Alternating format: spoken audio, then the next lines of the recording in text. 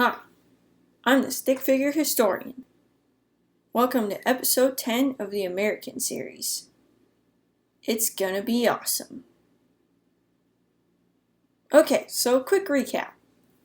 Last episode, we talked about the murder of John Oldham and the trouble that started brewing between the white settlers and the Pequots. And we left off with Massachusetts Bay asking Roger Williams to act as their agent in trying to win some of the tribes over to their side. To which he agreed. And I just can't get over how crazy that is. So, anyway, without further ado, this is the story of the Pequot War. With the fate of the white settlements tottering on his shoulders, Roger Williams approached his good friends, the Narragansett. He begged them to break their peace with the Pequots and come to join the English against them. And after much patience and persistence, he won Chief Canonicus to his cause. The chief officially broke alliance with the Pequots and agreed to aid in the struggle against them. With the Narragansett now on their side, the colonists felt it was time to make a serious strike. For months, the Pequots had harried several towns, besieged a fort, and murdered many of their people. It was time to bring the fight to their door. The General Court of Connecticut sent Captain John Mason with a group of militia to attack the main Pequot fort beside the Mystic River.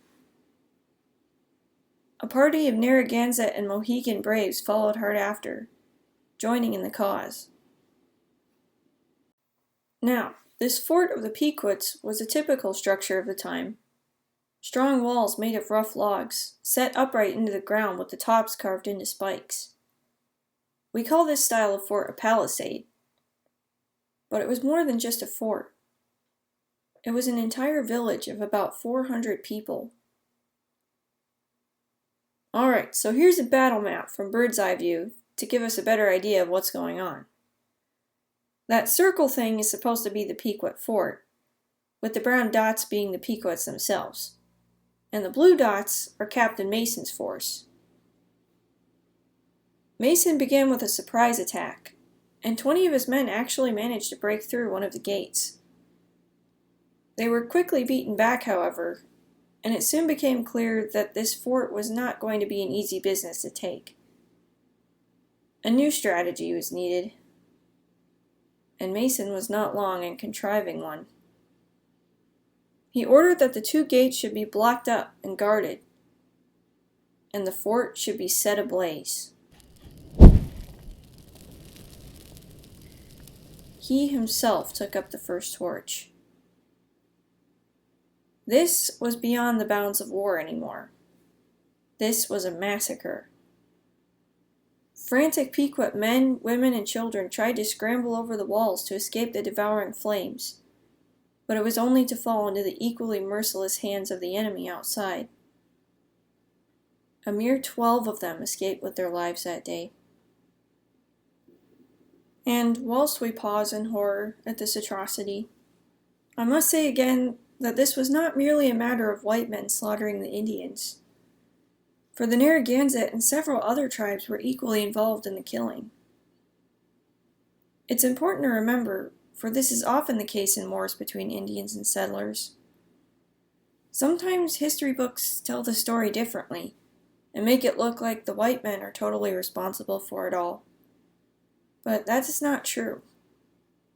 And we must also remember that the Indians were fighting with each other a long time before the white men ever set foot in America. But we return to our story. When all was said and done, nothing was left of the Pequot fort but a smoldering heap. Satisfied, and even rejoicing in the conquest, Mason would turn his attention to the other smaller villages.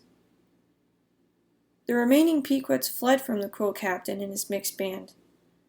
They rallied to the side of their chief, Sasquatch, and hurried westward along the southern coast of Connecticut, hoping to take refuge with the Sasquatch tribe. And that's Sasquatch, not Sasquatch, mind you. But Mason was hot on their trail. It wasn't long before he caught up with the Pequots, and cornered the whole lot of them in Fairfield Swamp. In this case, we see that the captain had at least something of a conscience left.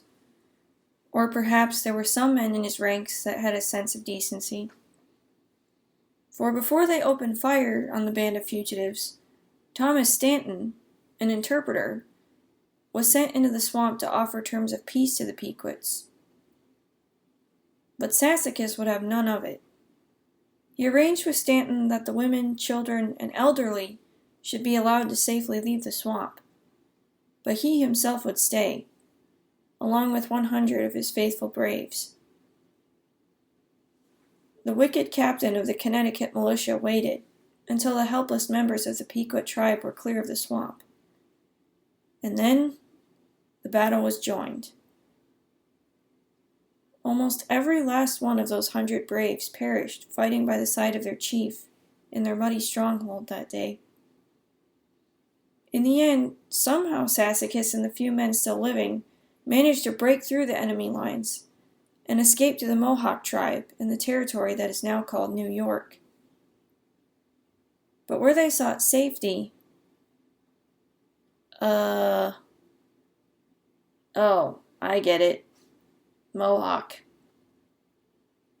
Actually, interesting fact, according to my research, it seems the Mohawk tribe didn't actually have the spiky hairstyle like that. That was actually a conception started by a movie that was made back in 1939. Yeah, I know, this is probably going to be shocking, but Hollywood didn't portray history correctly. I'm sorry.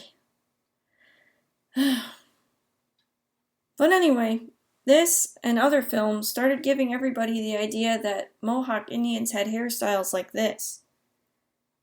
And it just kinda stuck. There were some tribes, like the Pawnee, that had something similar to what we think of as a Mohawk hairstyle. But as for the Mohawk tribe themselves, the documentation we have says that they pulled out all their hair except for a little squarish patch on the back of their head, and then sometimes braided it. Kinda like this. Anyway, back to the story. So, Sasquatch and his guys are seeking refuge with the Mohawks in New York. But where they sought safety, it was only to find a trap. The Mohawks murdered the Pequot chief as a sign of their friendship and loyalty to the white settlers.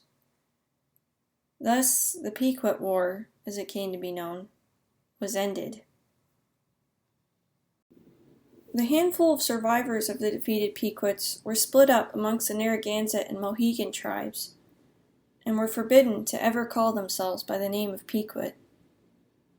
They were banned from living upon their ancestral lands, and any place that bore the name of the tribe was promptly rechristened. Some were also made slaves among the white settlers, and others sent to the West Indies and similar commercial colonies. Roger Williams had no part of the Mystic Massacre or any of the dreadful killing. He was greatly against it, but there was little he could do to stop it. And yet, for all that, he's not entirely free of blame. He was one of the men who was involved in the negotiations after the war, and he himself personally arranged for the enslaving of several of the women and children taken from Fairfield Swamp. Oh, but I'm sorry, he didn't believe in permanent slavery, just a kind of indentured servitude, which is basically a pretty way of saying short-term slavery. He also helped to recapture some of the Pequots who tried to run away from their masters. And he himself even had one of these indentured servants in his home, a small Pequot boy who he named Will, a gift given to him by John Winthrop. Okay, would somebody please just punch that guy for me? Thank you. It's really a sad thing to see a man who spoke so much of freedom support the bondage of his fellow men simply because they were on the wrong side of a war. But such is history, and I must tell you the truth.